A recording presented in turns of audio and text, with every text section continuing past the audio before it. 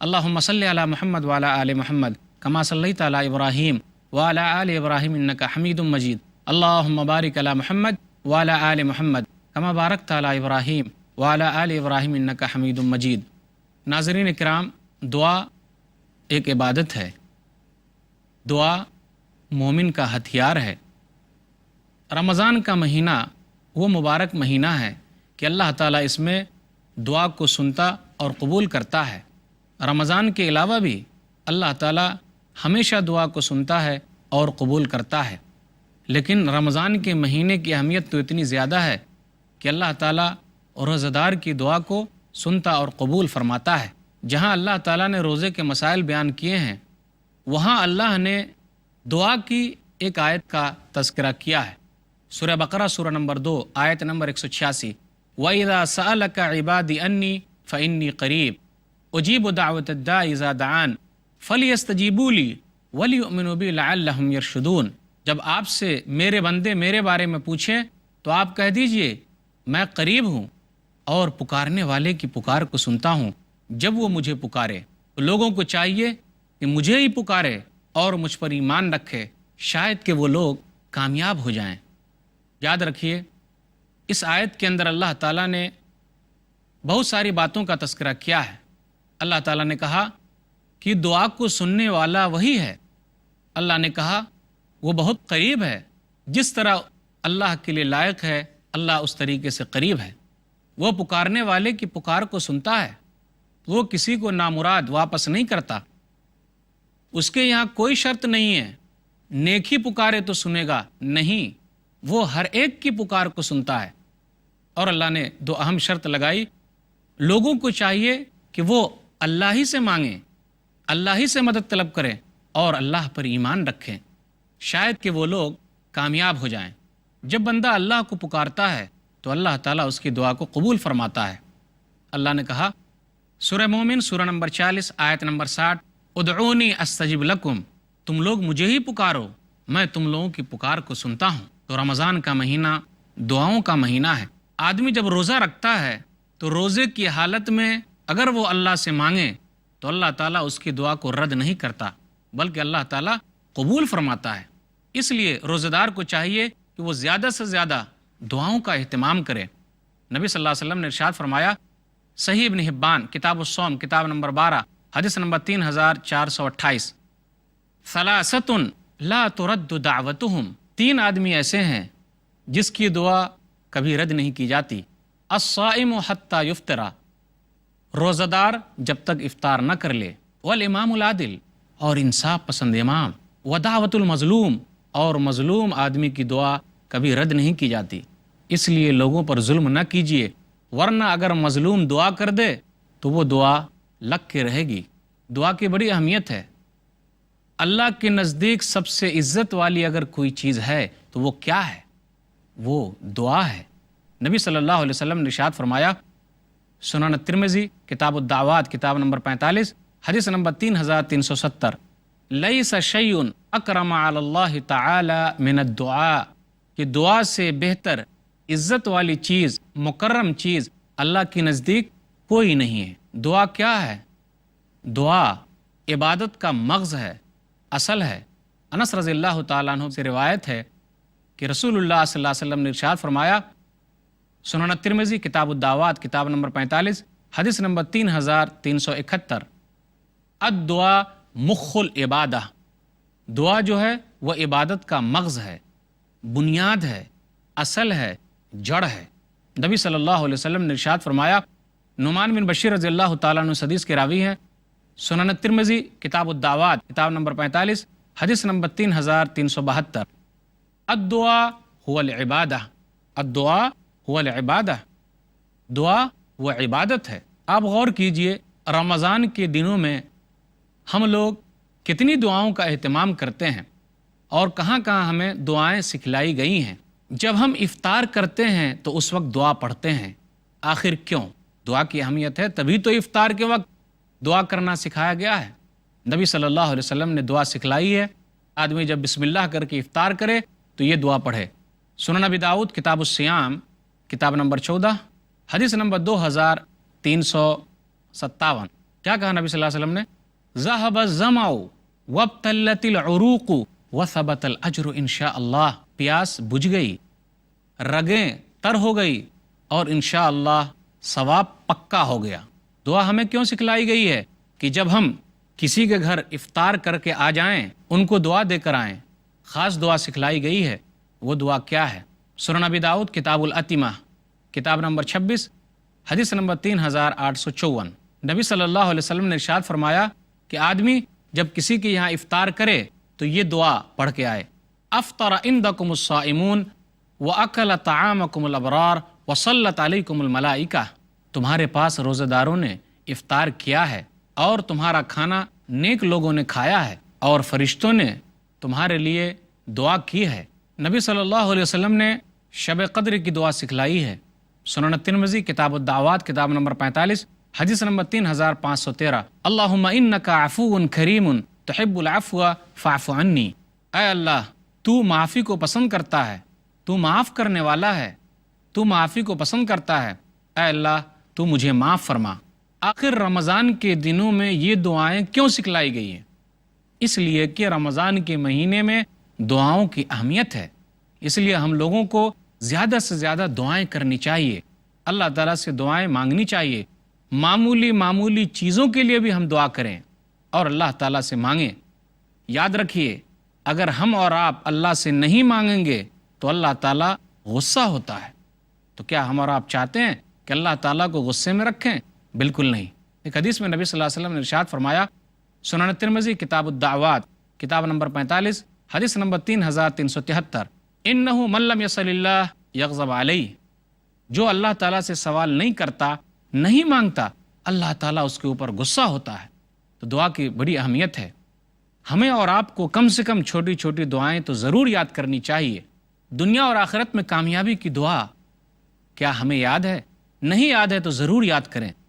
سورہ بقرہ، سورہ نمبر 2، آیت نمبر 201۔ ربنا آتنا فی الدنیا حسنہ وفی الآخرۃ حسنہ وقنا عذاب النار۔ اے ہمارے رب، تو ہمیں دنیا میں بھی بھلائی دے اور آخرت میں بھی بھلائی دے، اور ہمیں جہنم کے آگ سے بچا۔ یہ دعا تو ہمیں یاد کرنی ہی چاہیے، یہ دعا بار بار پڑھنی چاہیے۔ ربنا آتنا فی الدنیا حسنہ وفی الآخرۃ حسنہ وقنا عذاب النار۔ اسی طرح اگر ہم مصیبت کے وقت ہیں، اگر ہم پر مصیبت آئی ہے، ہم پریشانی میں مبتلا ہیں، تو یونس علیہ السلام کی دعا بار بار پڑھیں۔ اگر کوئی بندہ یونس علیہ السلام کی دعا کو بار بار پڑھتا ہے تو اللہ تعالیٰ اس سے پریشانی کو دور کر دیتا ہے۔ سنن ترمذی کتاب الدعوات، کتاب نمبر 45، حدیث نمبر 3505۔ فَإِنَّهُ لَمْ يَدْعُ بِهَا رَجُلٌ مُسْلِمٌ فِي شَيْءٍ قَطُّ إِلَّا اسْتَجَابَ اللَّهُ لَهُ۔ اگر کوئی مسلمان بندہ کسی بھی چیز میں اس دعا کو پڑھتا ہے اور اللہ سے مانگتا ہے تو اللہ تعالیٰ اس کی دعا کو قبول کر کے رہے گا۔ یونس علیہ السلام کی دعا یاد رکھیں، لا الہ الا انت سبحانک انی کنت من الظالمین۔ اے اللہ، تیری ذات پاک ہے، میں تو ظالموں میں سے ہوں۔ اگر بندہ اس دعا کو پڑھتا ہے اور اللہ تعالیٰ سے مدد مانگتا ہے، جس پریشانی میں مبتلا ہے اللہ تعالیٰ اس کو اس پریشانی سے نکال دے گا۔ کیوں؟ اللہ نے کہا آیت نمبر 88 میں، فَاسْتَجَبْنَا لَهُ وَنَجَّيْنَاهُ مِنَ الْغَمِّ وَكَذَلِكَ نُنْجِي الْمُؤْمِنِينَ، کہ ہم نے یونس کی بات سن لی اور ہم نے غم سے نجات دے دی۔ اگر ہم غم میں مبتلا ہیں، پریشانی میں مبتلا ہیں، تو ہمارے لیے ضروری ہے یہ دعا کو بار بار پڑھیں، لا الہ الا انت سبحانک انی کنت من الظالمین۔ تو اللہ نے کہا وَنَجَّيْنَاهُ مِنَ الْغَمِّ، ہم نے غم سے ان کو نجات دے دی، وَكَذَلِكَ نُنْجِي الْمُؤْمِنِينَ، اور اسی طریقے سے ہم مومنوں کو نجات دیتے ہیں۔ نبی صلی اللہ علیہ وسلم جب بھی زیادہ کوئی سخت معاملہ آتا تو یہ دعا پڑھتے۔ ہمیں بھی یہ دعا پڑھنی چاہیے، یا حی یا قیوم برحمتک استغیث۔ اے زندہ قائم رہنے والے اللہ، اے میرے رب، تیری رحمت کا میں وسیلہ دیتا ہوں اور تیرے رحمت کے وسیلے کے ذریعے تجھ سے فریاد کرتا ہوں۔ سنن ترمذی کتاب الدعوات، کتاب نمبر 45، حدیث نمبر 3524۔ اسی طرح دین پر ثابت قدمی کی دعا مانگنی چاہیے، وہ دعا تو ہمیں یاد ہونی چاہیے۔ نبی صلی اللہ علیہ وسلم نے ارشاد فرمایا، سنن ترمذی کتاب الدعوات، کتاب نمبر 45، حدیث نمبر 3522۔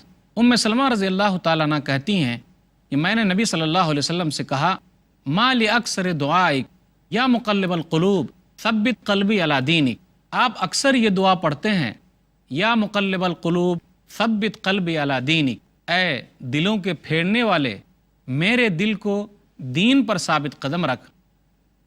تو نبی صلی اللہ علیہ وسلم نے کہا یا ام سلمہ، اے ام سلمہ، نبی صلی اللہ علیہ وسلم کی بیوی ہیں رضی اللہ تعالی عنہ ام المؤمنین۔ نبی صلی اللہ علیہ وسلم نے کہا یا ام سلمہ انہ لیس آدمی الا وقلبہ بین اصبعین من اصابع اللہ فمن شاء قام ومن شاء زاغ۔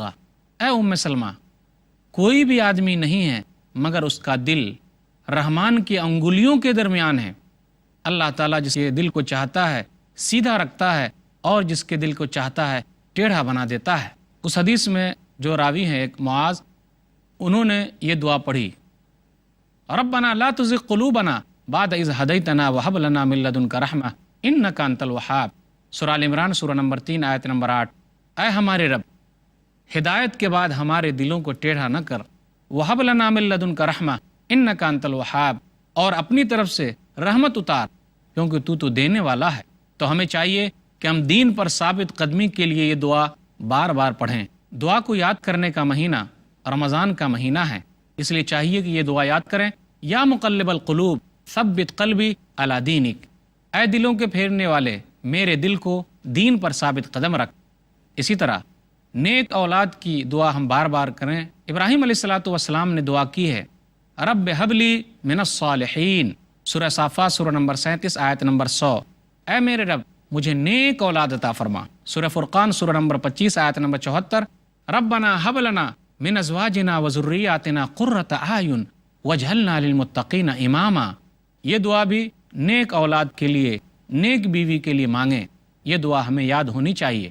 اسی طرح اپنے گناہوں سے معافی مانگنے کے لیے وہ دعا بھی بار بار پڑھیں جو آدم علیہ السلام اور حوا علیہ السلام نے پڑھی تھی۔ سورہ اعراف سورہ نمبر 7 آیت نمبر 23۔ ربنا ظلمنا انفسنا وان لم تغفر لنا وترحمنا لنکونن من الخاسرین۔ اے ہمارے رب، ہم نے اپنے نفس کے اوپر ظلم کیا ہے، اگر تو نہیں بخشے گا، معاف نہیں کرے گا، رحم نہیں کرے گا، تب تو ہم گھاٹا پانے والے میں سے ہو جائیں گے۔ ہمیں چاہیے کہ ہم چھوٹی چھوٹی دعائیں بار بار پڑھیں، اللہ سے مانگیں۔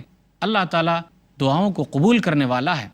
اسی طرح نوکری کے سلسلے میں، روزی روٹی کے سلسلے میں اللہ سے مانگیں، یہ دعا کریں، اللہ تعالیٰ دعاؤں کو سنتا ہے۔ سورہ قصص سورہ نمبر 28 آیت نمبر 24۔ رب انی لما انزلت الی من خیر فقیر۔ اے میرے رب، اگر تو نہیں اتارے گا تب تو میں فقیر اور محتاج ہو جاؤں گا۔ تو اللہ سے مانگیے، معمولی چیز بھی مانگیے۔ اگر جوتے کے تسمے ٹوٹ گئے اللہ سے مانگیے، گھر کے اندر نمک نہیں ہے اللہ سے مانگیے، معمولی چیز بھی اللہ سے مانگا جائے۔ اللہ تعالیٰ ہر چیز کا انتظام کرنے والا ہے۔ کیوں ایسا نہیں کرتے کہ ہم اللہ سے کیوں نہیں مانگتے؟ ہمیں چاہیے کہ رمضان کے مہینے میں یہ سب دعائیں بار بار پڑھیں، یہ چھوٹی چھوٹی دعائیں یاد رکھیں۔ نماز کے قائم کرنے کی دعا، اپنی اولاد کو نمازی بنانے کی دعا، اپنے لیے، ماں باپ کے لیے اور تمام مومنوں کے لیے دعا۔ کون سی دعا؟ وہ دعا ہے، یاد رکھیں، سورہ ابراہیم سورہ نمبر 14 آیت نمبر 40 اور آیت نمبر 41۔ رب اجعلنی مقیم الصلاۃ ومن ذریتی ربنا وتقبل دعاء ربنا اغفر لی ولوالدی وللمؤمنین یوم یقوم الحساب۔ اے میرے رب، مجھے اور میری اولاد کو نمازی بنا اور ہماری دعاؤں کو سن لے، ہمیں بخش دے اور ہمارے والدین کو بخش دے اور تمام مومنوں کو حساب و کتاب کے دن بخش دے۔ چھوٹی چھوٹی دعاؤں کا اہتمام کیا جائے۔ دعا کے آداب کیا ہیں؟ دعا کے آداب یہ ہے کہ پہلے اللہ کی تعریف کی جائے، تو رحمان ہے، تو رحیم ہے، تو بخشنے والا ہے، تو کریم ہے، اللہ کے بہترین نام ہیں۔ پھر اس کے بعد نبی صلی اللہ علیہ وسلم پر درود و سلام بھیجا جائے۔ اللہم صلی علی محمد وعلی آل محمد کما صلیت علی ابراہیم وعلی آل ابراہیم انک حمید مجید۔ اللہم بارک علی محمد وعلی آل محمد کما بارکت علی ابراہیم وعلی آل ابراہیم انک حمید مجید۔ دعا میں ایک اہم چیز تو یہ ہے کہ آدمی حرام نہ کھائے۔